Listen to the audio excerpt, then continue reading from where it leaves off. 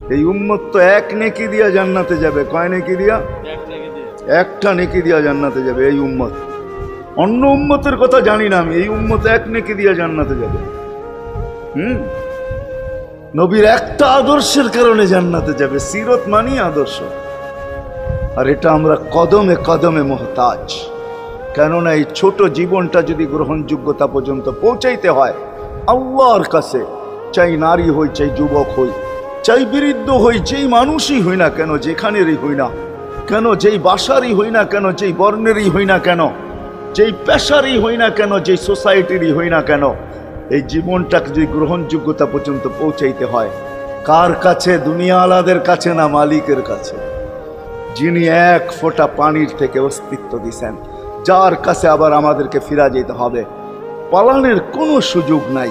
এই জন্যই কোরআন আমাদেরকে বোঝায় আইনাল মাফার। আল্লাহ বলতেছে কোথায় ভাগবে তুমি, বলো কোথায় ভাগবে?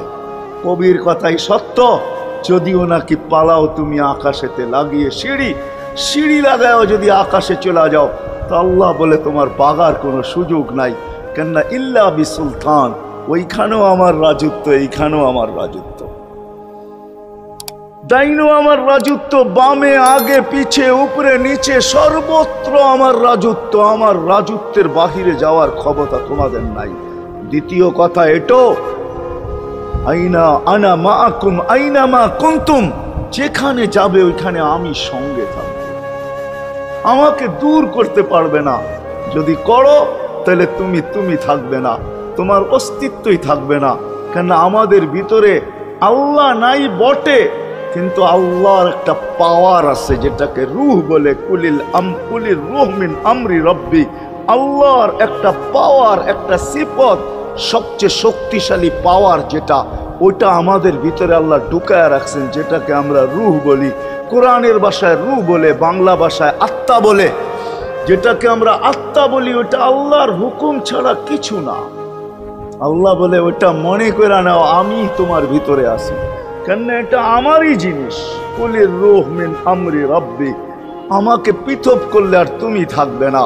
তখন তোমার চক্ষু থাকবে আইন লা তানজুর, তোমার চক্ষু থাকবে দেখবে না। উদুন লা তাসমা, কান থাকবে শুনবে না। লিসান লা তান্তিক, জবান থাকবে কিন্তু জিহ্বা থাকবে কিন্তু বলবে না।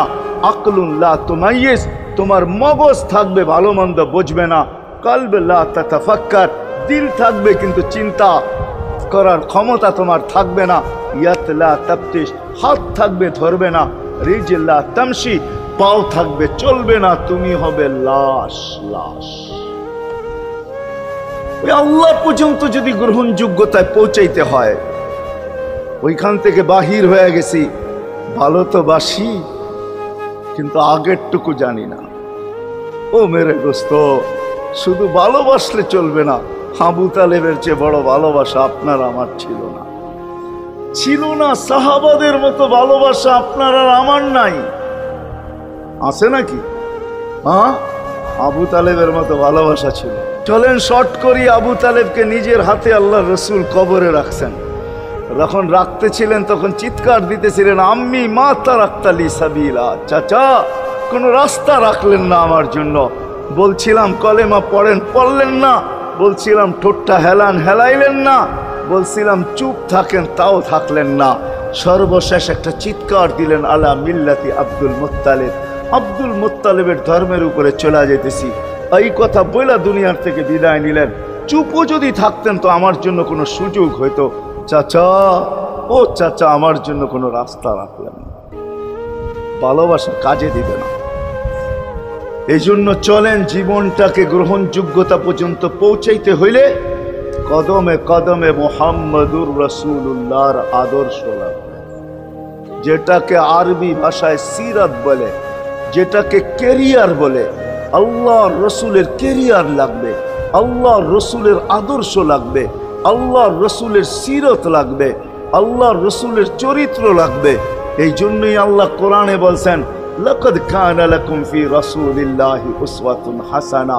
তোমরা লিমান কানা ইয়ারজুল্লাহ, তোমরা যদি আমাকে পাইতে চাও তাহলে আমার আদর্শ সহজ করছেন, কঠিন করেন নাই। আল্লাহ কঠিন করতে পারতেন, আল্লাহ সহজ করছেন। কেননা আসলে উদ্দেশ্য ছিল আল্লাহকেই মানা, আল্লাহকে মানা উদ্দেশ্য ছিল। কিন্তু আল্লাহকে চোখে দেখা যায় না, মানবে তো মানবে কি করে? আল্লাহর কথা শোনা যায় না, তো আল্লাহকে মানবে তো মানবে কি করে? আল্লাহকে তো দেখা যায় না, আল্লাহকে তো আল্লাহর কথা শোনা যায় না, আল্লাহকে ধ্যান ধারণায় আনা যায় না, কোনো ধ্যান ধারণার ভিতরে আনা যায় না যে আল্লাহর আকৃতি এরকম। আল্লাহকে ধ্যান ধারণায় আনা যায় না, বর্ণনা দিয়া শেষ করা যায় না। আল্লাহর বর্ণনা দিয়ে কেউ শেষ করতে পারবে না। কোরআন বড় কিছু আমাদেরকে বুঝাইছেন, অনেক বুঝাইছেন যে আল্লাহর বর্ণনা দিয়ে শেষ করা যাবে না। আল্লাহ শুধু আল্লাহ না, 99 নাম দেখলেই বোঝা যায় যে আল্লাহকে। আল্লাহ শুধু আল্লাহ না, আল্লাহ 99টা পদের অধিকারী। বিদায় আল্লাহ ধরা ছোঁয়ার বাহিরে আল্লাহ মানুষ প্রশ্ন করতে পারে, আপনাকে মানবো তো মানবো কি কইরা, পাবো তো পাবো কি কইরা? তো আল্লাহ আসান করছেন যে আমার নবীর আদর্শের ভিতরে আমি লুকায়িত আছি। ফুলের ভিতরে যেরকম ঘেরান লুকায়িত থাকে, আমার নবীর আদর্শের ভিতরে আমি লুকায়িত। নবীর আদর্শ মানতে থাকবে, আমাকে পাইতে থাকবে। এই জন্যই রাসূলুল্লাহর আদর্শ দরকার, সিরাত দরকার, কেরিয়ার দরকার। আর কেন আপনি আদর্শ মানবেন না? জীবনটাই তো আপনার জন্য আমার জন্য ছিল, ঠিক না?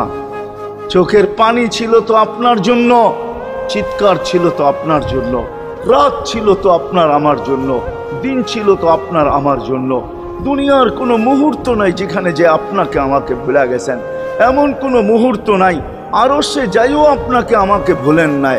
যখন আরশে গেছে আমার বিবেক বলে ওইখানে হারায়া যাওয়া দরকার ছিল। মুসা আলাইহিস সালামকে আল্লাহ আরশ থেকে নিজেকে দেখানোর জন্য তাজাল্লি দিছেন। শুধু তাজাল্লি, আকৃতি না, তাজাল্লি দিছেন। 40 দিন বেহুশ ছিলেন, 40 দিন।